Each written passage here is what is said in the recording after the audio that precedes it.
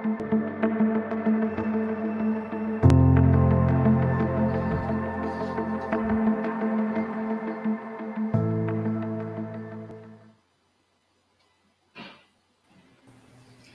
Assalamualaikum dan salam sejahtera semua. Saya Syuhada, audiologis di Best Hearing Aid Center Kuala Terengganu, dan bersama-sama saya pada hari ini Awanis dari KB dan Haris dari KL. Topik yang kita akan bincangkan pada hari ini ialah satu atau dua alat bantu pendengaran, yang mana yang jadi pilihan. Jadi bila kita bercakap nak kena pakai alat sebelah telinga atau di kedua-dua belah telinga, mesti kita akan terfikir pakai satu dulu pun okey kot. Saya tengok ramai je yang pakai alat sebelah telinga. Kalau pakai kedua-dua belah telinga nanti kuat sangat pula dengan bunyi. Tu di antara soalan-soalan yang sering ditanya kepada kami sebagai audiologis. Jadi bagi menjawab persoalan tersebut, mungkin Haris boleh kongsikan apa sebenarnya keadaan yang perlu untuk pakai dua alat pendengaran dan satu alat pendengaran. Okey, pertama sekali Assalamualaikum dan selamat petang. Nama saya Haris daripada Best Hearing Aid Center Kuala Lumpur. So, menjawab persoalan Suhada tadi, apakah kondisi keadaan yang diperlukan untuk pakai dua alat pendengaran ataupun satu alat pendengaran? Okey, untuk menjawab soalan pertama ini, kebiasaannya kita sebagai audiologis akan mencadangkan atau mengesyorkan berapa-berapa alat itu bergantung kepada kondisi penyakit kondisi masalah pendengaran yang dihadapi oleh pesakit itu sendirilah. Kalau kita kata kita dapati seseorang pesakit itu mempunyai masalah pendengaran pada kedua-dua belah telinga, kita akan cadangkan kepada mereka untuk pakai dua belah lah. Kalau contoh kanan ada masalah, kiri ada masalah, kita akan pakai dua-dua belah, kita akan cadangkan. Ini adalah kerana untuk membantu mereka mendengar dengan lebih baik dan lebih jelas lah. Jadi kita kata percakapan dengan orang pun boleh dengar, keadaan surrounding semua, bunyi semua boleh dengar. Okey, kalau kita kata situasi kedua di mana bila kita dapati lepas kita buat ujian pendengaran, kita dapati pesakit tu mempunyai masalah pendengaran pada sebelah telinga sahaja. Okay, sebagai contoh kita kata sebelah kiri dia ada masalah, sebelah kanan dia normal lah. Okey, jadi untuk situasi macam ni kita akan cadangkan kepada pesakit untuk memakai sebelah sahaja, kerana yang kanan ni dia tidak memerlukan bantuan alat pendengaran sebab dia punya kita kata hearing level dia dalam keadaan yang normal lah. Jadi dalam situasi ini sajalah baru kita akan cadangkan pesakit untuk memakai alat sebelah yang ada mempunyai masalah, iaitu di sebelah kiri tadi. Jadi itu adalah kita kata untuk bantuan untuk sebab dia punya masalah pendengaran itulah.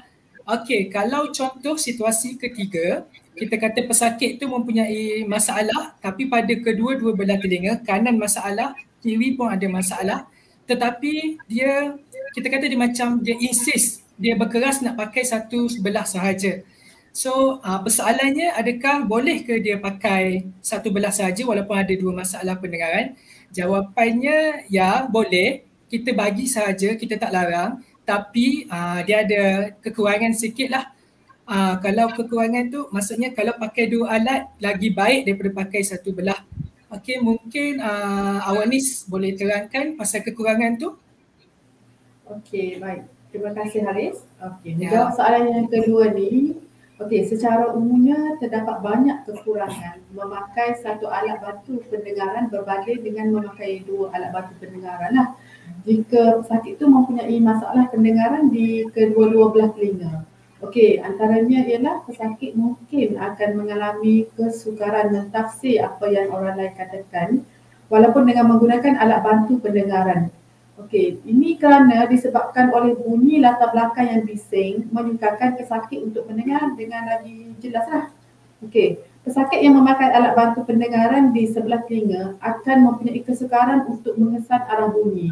Sebagai contohlah, saya boleh bagi bunyi siren ambulans. Okey, seperti semua sedia maklumlah, apabila kita terdengar bunyi siren ambulans, kita akan mengambil masa yang tepat untuk berhenti dan memberi laluan kepada kenderaan kecemasan. Betul tak Haris? Betul. Okey, jadi untuk kes ini pesakit yang memakai satu alat bantu pendengaran, mereka akan sukar untuk mencari arah bunyi tersebut.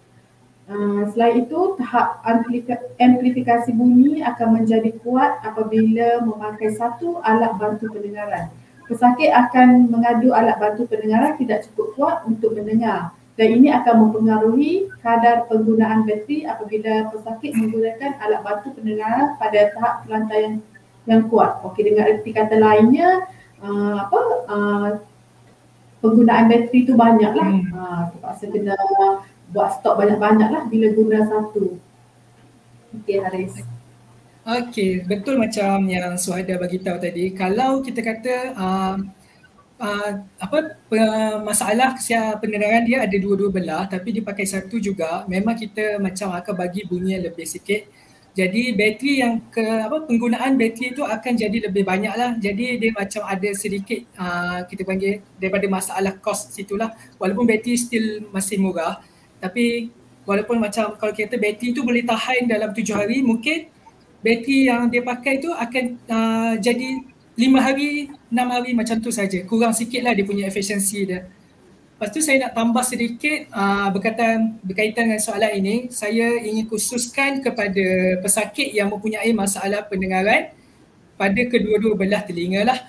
Tapi yang hanya pakai satu belah sahaja. Secara umumnya kami sebagai audiologis tak galakkan untuk pakai sebelah sahaja.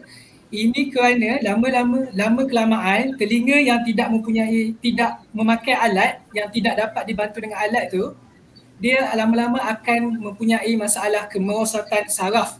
Bila kita sebut pasal saraf telinga, masalah pendengaran ni bersifat kekal lah. Jadi memang kita kata kalau ada masalah pendengaran yang bersifat kekal, yang berkaitan dengan saraf, memang dia jadi bersifat kekal dan tidak akan sembuh lagi. Jadi disebabkan itulah kita showkan kepada pesakit bila ada dua-dua masalah telinga, maksudnya kanan dan kiri ada masalah, kita memang showkan pesakit untuk pakai juga dua-dua belah telinga. Itu sajalah, saya harap fahamlah. Okey, seterusnya mungkin Suhada boleh terangkan pula macam mana dengan kelebihan bila kita pakai dua-dua alat telinga. Okey. Sebenarnya kelebihan pakai dua alat bantu pendengaran, jawapan dia tu kontra sahaja daripada apa yang Awanis bagi tahu tentang kekurangan pakai satu belah alat pendengaran. Okey, Awanis ada sebut percakapan akan kurang jelas bila berada di tempat yang bising bila pakai satu belah alat telinga sahaja. Jadi bila pesakit tu pakai dua alat pendengaran, pesakit akan mendengar dengan lebih jelas bunyi pertuturan di tempat yang bising. Mempunyai keupayaan yang lebih baik untuk mengetahui dari mana datangnya arah bunyi. Selain itu, dapat elakkan juga yang macam Haris cakap, kemerosotan pendengaran pada telinga yang tidak dibantu oleh alat pendengaran. Dan memakai dua alat bantu pendengaran kurang memenatkan. Ini disebabkan pesakit mendengar menggunakan kedua-dua belah telinga berbanding bila mana pakai satu belah alat, pesakit mendengar bunyi lebih kuat di sebelah telinga yang pakai alat sahaja. Itu di antara kelebihan pakai dua alat lah. Betul. Ya, betul tu Suhada. Okey. Kita dah senaraikan kelebihan memakai dua alat bantu pendengaran berbanding satu. Jadi, apakah faktor penghalang yang menyebabkan pesakit tidak dapat memakai alat di kedua-dua belah telinga? Boleh saudari Suhada terangkan tak? Okey, terima kasih Awanis. Selalu kita dengar soalan ni kan Awanis, Haris, mengapa seseorang memakai alat bantu pendengaran hanya di sebelah telinga sahaja? Okey, ada dua faktor yang utama, iaitu yang pertama, satu telinga normal dan sebelah lagi ada masalah pendengaran. Jika hanya sebelah telinga sahaja yang mempunyai masalah pendengaran, pemakaian alat bantu pendengaran hanya dibuat di sebelah yang bermasalah sahaja. Untuk sebelah telinga yang normal, tak ada masalah, boleh mendengar macam biasa. Okey, untuk faktor kedua pula, iaitu faktor masalah keuangan. kos untuk memakai 2 alat pendengaran lebih tinggi berbanding dengan pakai 1 alat pendengaran sahaja. Tapi tidak boleh dinafikan kelebihan pakai 2 alat bantu pendengaran jauh lebih baik berbanding dengan pakai 1 alat. Dan seperti yang kita dah discuss, terangkan sebelumnya, bagi pesakit yang mempunyai masalah pendengaran di kedua-dua belah telinga dan memakai hanya 1 alat pendengaran sahaja, akan berhadapan dengan risiko kemerosotan tahap pendengaran pada sebelah telinga yang tidak dibantu dengan alat pendengaran. Ini disebabkan tiada rangsangan bunyi yang mencukupi pada sebelah telinga yang tidak dipakai dengan alat bantu pendengaran. Okey. Itu di antara faktor yang utama lah. Ada banyak lagi faktor yang lain tapi kita fokuskan kepada yang utama. Ya, betul itu tu Suhada.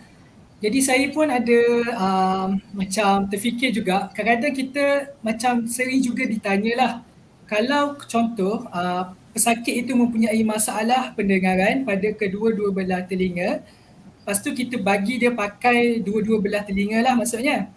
Jadi dia tanya saya lah macam bukankah bunyi tu akan jadi terlampau kuat dan menyebabkan jadi masalah pendengaran dia yang sedia ada tu lagi bertambah teruk lah. Okey, jawapannya tidak sama sekali lah. Kerana setiap alat yang kita bagi kepada pasien, bagi kepada pesakit yang mempunyai masalah pendengaran, alat itu kita akan programkan dia punya alat mengikut dia punya hearing level, dia punya tahap pendengaran dia. Kalau contoh kita kata tahap pendengaran dia pada tahap yang sederhana, memang kita akan program alat itu pada tahap sederhana sahajalah. Dan berbeza juga kalau contoh pesakit itu mempunyai masalah pada tahap yang teruk, kita akan programkan alat itu pada tahap yang teruk. Okey, kalau contoh pesakit tu dua-dua telinga dia ada masalah, satu masalah dia ringan saja, tahap pendengaran dia pada masalah yang ringan saja, yang ini pada tahap yang teruk.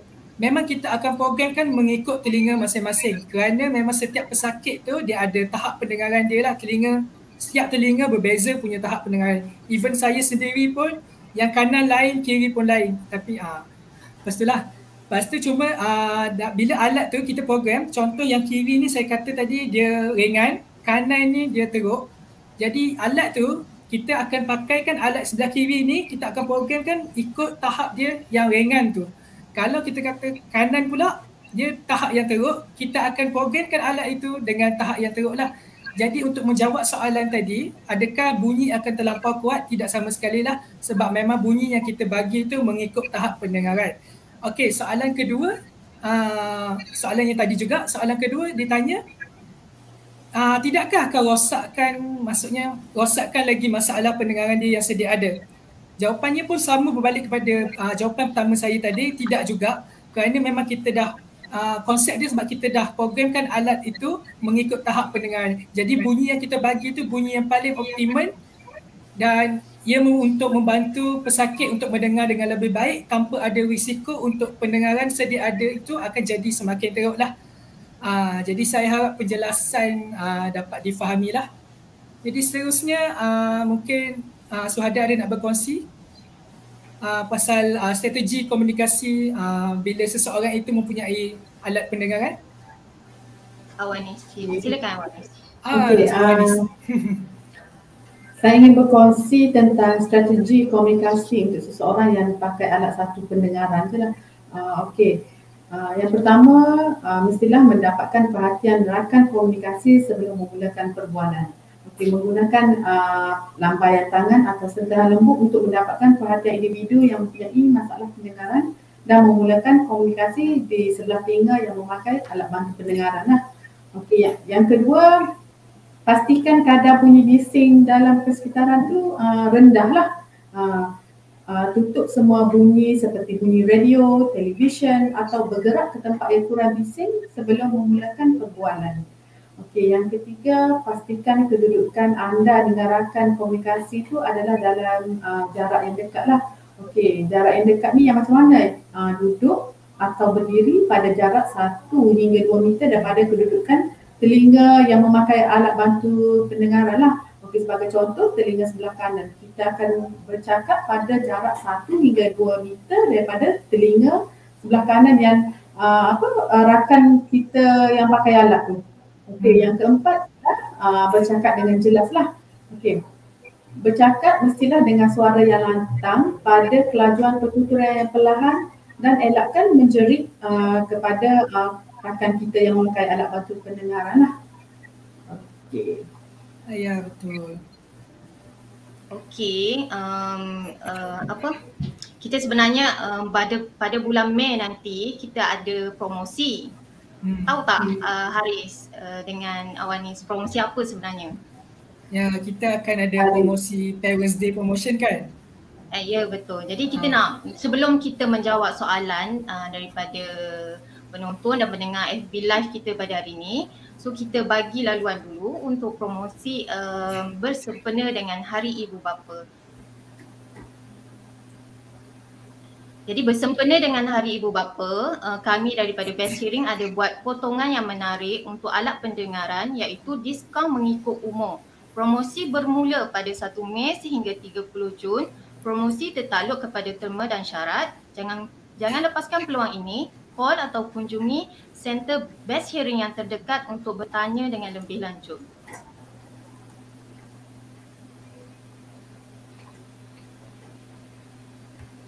Okey. Kita ada satu soalan daripada penonton, daripada Fatin Farzana. Okey, hai, nak tanya kalau kita pakai alat bantu pendengaran di kedua-dua belah telinga tak sakit kepala ke sebab terlalu bising? Okey, menjawab soalan Fatin Farzana ni sama macam Haris terangkan tadi. Okey, sebenarnya kita programkan telinga sebelah kiri dan kanan tu mengikut tahap pendengaran pesakit lah. Kita tidak bagi bunyi tu terlalu kuat kepada pesakit. Jadi sekiranya pesakit mengadu bunyi itu terlalu kuat atau sakit dekat telinga, kita kena pergi setting semula dekat hearing aid center lah, mana-mana yang terdekat untuk check balik sama ada kita terlalu memberi over amplifikasi kepada pesakit lah. Selalunya kita buat ujian pendengaran siap-siap sebelum kita bagi setting alat bantu pendengaran kepada pesakit lah. Jadi tidak akan ada masalah sakit kepala sebab terlalu bising bila pakai kedua-dua belah telinga lah. Betul. Mungkin Haris ada nak tambah apa-apa ke? Okey, berkenaan dengan soalan yang samalah, soalan kalau kita pakai alat kita rasa dua-dua belah telinga tu sakit atau tidak kan. Macam yang Awanis cakap tadilah, memang kita akan program alat itu program alat itu bergantung depends on dia punya hearing level lah, dia punya tahap pendengaran. Kalau teruk kita akan program ikut teruk, kalau ringan kita akan program ikut ringan. Tapi biasanya ada juga patient, kita kata pesakit yang pertama kali dia pakai alat, dia akan komplain bila kita program yang default setting, maksudnya kita biar komputer yang tolong programkan, biasanya dia akan komplain macam dia terlalu bising, terlalu kuat. Okey, yang itu biasanya sebab pesakit tu dia sudah kita kata kalau bahasa senangnya, pesakit tu sudah lama tidak mendengar, tapi bila kita bagi alat, dia boleh mendengar, dia rasa bunyi tu terlalu kuat, dia terkejut. Jadi yang itu memang kita biasanya kita akan setting bukan 100%. Maksudnya kalau output kita kata bunyi yang kita bagi sepatutnya 100%, kita akan setting kurang sikit dalam 80, 70 bergantung kepada pesakit itu sendirilah. Kalau pesakit dia okey sahaja 100%, kita bagi 100%. Ini kita panggil proses adaptasi lah, di mana pesakit itu mesti macam kena biasakan diri dengan bunyi dulu sebab dia first time pakai. Jadi dia memang akan terkejut lah. And then apa yang dimaksudkan proses adaptasi iaitu kita suruh pesakit itu belajar untuk mendengar balik, biasakan dengan bunyi alat dalam tempoh masa tertentu. And then biasanya kita akan cadangkan dia untuk pakai di tempat yang senyap dululah. Sebab bila pakai di tempat yang bising, of course lah kita kata alat itu akan pick up semua bunyi daripada Kalau contoh dekat jalan raya, bunyi kereta dia akan pick up, bunyi orang bercakap dia akan pick up, dia akan amplify semua. So pesakit akan rasa sangat bising lah. Jadi apa yang dimasukkan dengan tadi, saya kata kita akan cadangkan untuk pakai di tempat yang senyap, kerana bila di tempat senyap, bunyi daripada luaran tu tak ada. Jadi dia fokus kepada bunyi tempat senyap sahaja. Contoh, kalau dia tengok TV, dia fokus pada bunyi TV. Kalau dia bercakap dengan one to one dengan orang dalam bilik yang senyap, dia akan dengar bunyi yang itu sahaja. Lepas tu lama kelamaan bila dia sudah selesa dengan bunyi, dia boleh next stage, maksudnya dia boleh pergi ke tempat yang bising sikit, biasakan lagi sama proses, ulang-ulang, and then boleh pergi tempat yang bising macam contoh tepi jalan raya. And then lama kelamaan kita berharap pesakit boleh membiasakan diri dengan alat lah, macam tu. Betul Haris. Betul ya Haris cakapkan tadi. Okey, saya harap Fatin Fazana fahamlah menjawab soalan Fatin Fazana tadi. Okey, seterusnya kita ada soalan daripada Muhammad Amirul. Hai, mana kalau audio suruh pakai dua-dua tapi saya pakai sebelah saja dan tukar pakai, ada masalah ke? Satu lagi soalan, kalau alat pendengaran sebelah lain-lain, bolehkah saya menggunakan fungsi ear to ear? Okey. Faham tak Haris soalan ni? Okey, saya jawab Okey. Saya cuba jawab soalan daripada Muhammad Amirul. Dia cakap audio suruh pakai dua-dua tapi saya pakai sebelah saja dan tukar-tukar pakai. Ada masalah ke? Tak ada masalah. Memang dia macam ni kalau yang terbaik sebab dia ada alat dua.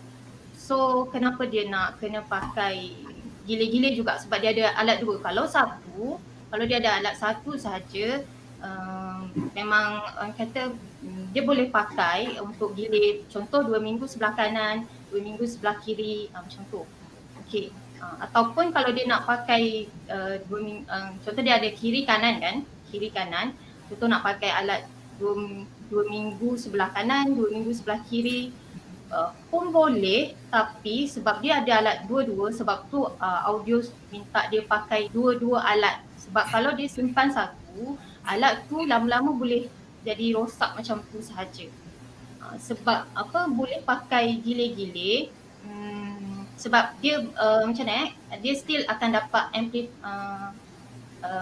ada bantuan. Kiranya kiri kanan pun ada bantuan. Tak adalah kiranya macam dia tak abaikan terus sebelah telinga. Contoh dia pakai sebelah telinga kanan sahaja, dan sebelah kiri tu dia langsung tak tukar-tukar, dia langsung tak pakai. So dia macam tak abaikan sebelah yang dia tak pakai alat tu lah.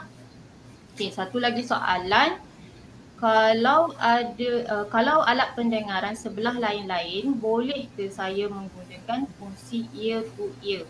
Contoh kalau dia pakai brand yang berlainan, contoh sebelah kanan dia pakai brand Stucky, sebelah kiri dia pakai brand JN Risang. So tak boleh lah, tak boleh. Dia kena sama untuk fungsi ear to ear tu. Okay, untuk fungsi ear to ear tu contoh nak tukar volume control, contoh dia patient tu pesakit tu tekan untuk turunkan volume kan, so sebelah lagi pun akan turunkan automatik. Tu fungsi dia tu. So kalau brand yang berlainan, so benda tu tak boleh lah. Okay, harap saya menjawab soalan dari Muhammad Amirul. Okay, kita teruskan kepada soalan yang seterusnya dari Ahmad Rahimi. Boleh ke saya pakai alat bantu pendengaran telinga kiri pada sebelah telinga kanan saya? Jawapan dia tak boleh kalau dia tak tukar setting. So macam yang Haris terangkan tadi kan, tahap pendengaran kan beza-beza. Contoh sebelah kanan tu tahap ringan, sebelah kiri tahap teruk. So tak boleh lah kan, power sebelah yang teruk tu kita mesti bagi lagi lebih. So nanti akan merosakkan pendengaran yang baik tu kalau kita pakai yang sebelah teruk ke sebelah yang baik. Okay. Okey, ada juga Tong yang tanya promosi Parents Day yang ikut umur. Macam mana kita boleh dapat diskaun? Okey, yang ni kita boleh pesakit boleh kunjungi mana-mana cawangan Best Hearing Aid Center yang terdekat lah. Okey, promosi Parents Day ni biasanya, saya bagi tahu sikit biasanya untuk pembelian yang kedua lah. Contohnya kalau pasien biasanya anak beli untuk ibu bapa lah. Okey, katakan kalau pasien kalau umur pesakit itu 50 tahun. Jadi belian anak yang kedua tu akan ada diskaun lah sebanyak 50% lah. Okey, kalau katakan pasien tu umur dia 1 tahun, maksudnya buy one free one lah, sebab dia dapat 100% diskaun. So mana-mana anak-anak yang nak belikan untuk parents dan untuk waktu ini promosi Parents Day ni adalah waktu yang sesuai lah. Sebab kalau tengok kan dia punya potongan dia tu mengikut umur dan banyak lah. Sama seperti saya cakap tadi lah, kalau umur 100 maksudnya buy one free one lah untuk sakit. Betul tak Arif? Ya, kalau saya 25 tahun, saya 25% je lah kan. Macam tu lah, 25%. Jadi makin banyak umur, makin banyaklah potongan ni.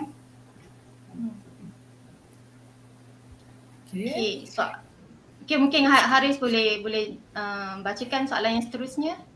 Okey, daripada Sakinah Soleh di Facebook. Okey, hai. Kalau gegendam telinga berlubang, gegendam telinga berlubang kot. Boleh pakai ABP tak? ABP tu alat bantulah. Okey, untuk menjawab soalan ni, kita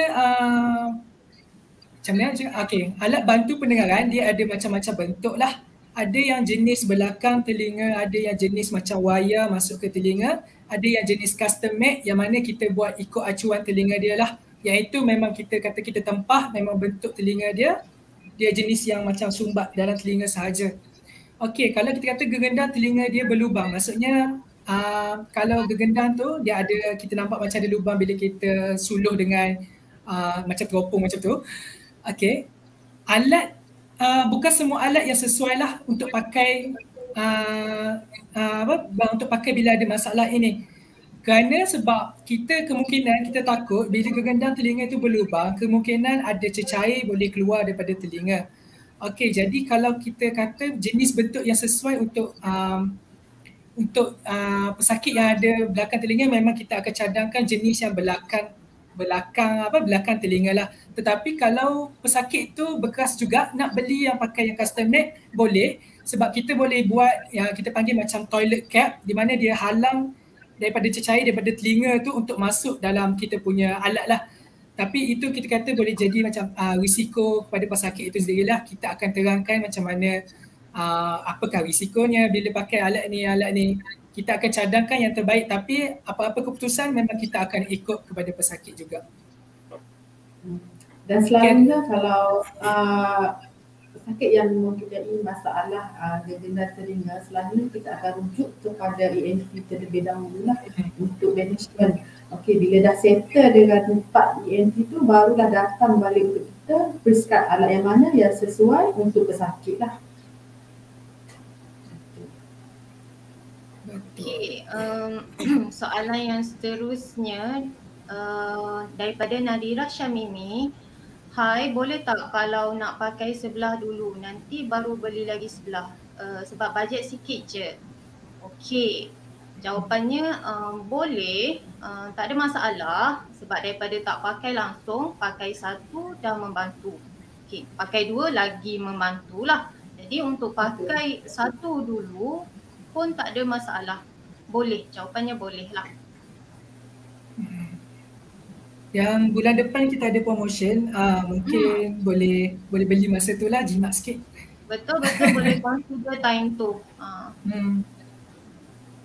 Okey, ada lagi ke soalan? Okey, soalan daripada Nadira tu adalah soalan yang terakhir. Jadi kita dah pun jawab semua soalan daripada penonton dan pendengar FB Live kita pada hari ini. So, terima kasih kepada semua kerana meluangkan masa untuk bersama-sama mengikuti sesi FB Live pada petang ini. Jadi di sini kami ingin mengambil kesempatan untuk mengucapkan selamat berpuasa dan selamat hari raya. Sampai jumpa lagi. Stay safe semua. Assalamualaikum. Bye. Assalamualaikum.